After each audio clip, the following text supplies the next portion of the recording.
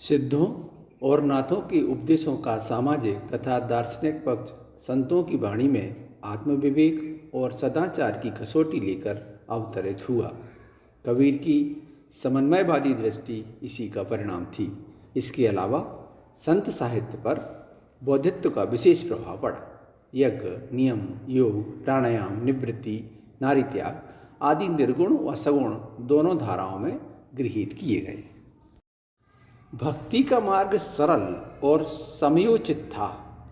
भक्त कवियों ने इसे जागृत करने का कार्य किया, जिसका प्रभाव इतना पड़ा कि सहृदय हिंदू मुस्लिम इसमें मिल गए। कई मुस्लिम कवियों ने हिंदू धर्म के प्रतीक सगुण की उपासना की बहुत अच्छी रचनाएं लिखी। भेदभाव मिटाते हुए यह धारा दक्षिण से उत्तर की ओर आई, जिसमें प्रमुख स्थान रामानुजाचार्य का है, जिसमें जनता समाहित होती चली गई। माधवाचार्य, जयदेव, विद्यापति इस ओर और आगे बढ़ते चले गए। रामानुजाचार्य के शिष्य रामानंद ने राम एवं वल्लभाचार्य ने कृष्ण की भक्ति धारा प्रवाहित की। तो इसमें याद रखना है, राम लिखा है तो राम और वल्लभ तो कृष्ण, यानी रामानुजाचार्य के शिष्य हुए रामानंद और उन्होंने राम की उपासना और वल्लभाचार्य ने कृष्ण की उपासना। इसको याद रखना, रामानुजाचार्य राम, वल्लभाचार्य कृष्ण। सगुण उपासना एक प्राचीन परिपाटी थी, जिसे पूर्व मध्यकाल के सगुण भक्त कवियों ने नई दिशा दी, जिससे जन जागृति का प्रादुर्भाव हुआ। आचार्य रामचंद्र शुक्ल ने पूर्व मध्यकाल को अर्थात भक्ति काल को दो भागों में बांटा गया।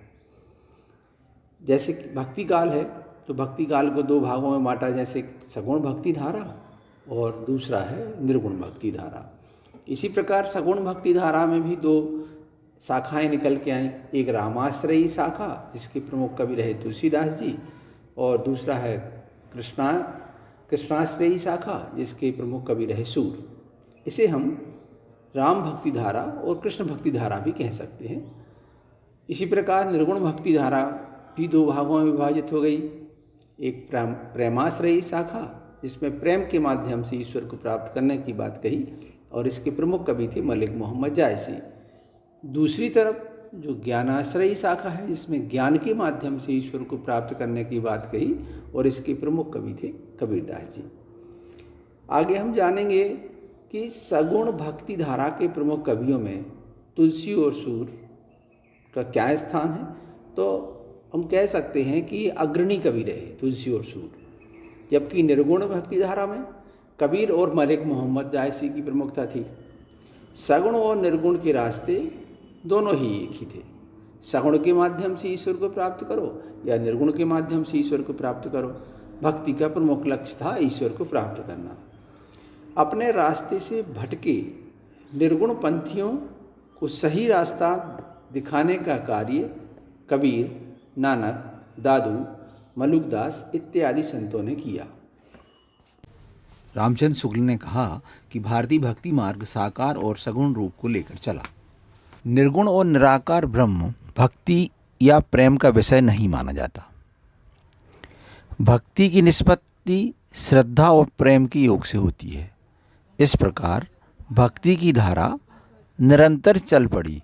रामानंद के प्रसिद्ध शिष्यों में कबीर, रैदास, सेन, पीपा, अनंतानंद, सुखानंद, सुरसुरानंद, नरहरियानंद, भावानंद, धन्ना, पद्मावती और सुरसरी हैं। उलटवासियों की शैली सिद्धों, नाथों के अलावा कबीर व निर्गुण भक्ति धारा के कुछ अन्य कवियों ने अपनाई।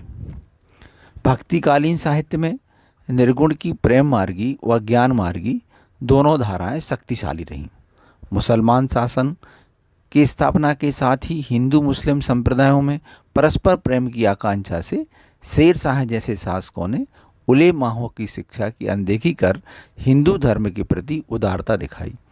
शासकों के साथ ऐसे मुसलमान भी थे जो हिंदू धर्म के प्रति उदार होने के साथ आस्था रखते थे, जो इस्लाम के अंतर्गत सूफी धर्म प्रचार की भावना में विश्वास रखने के साथ हिंदू धार्मिक आदर्शों के प्रति सहिष्णुता का भाव रखते थे।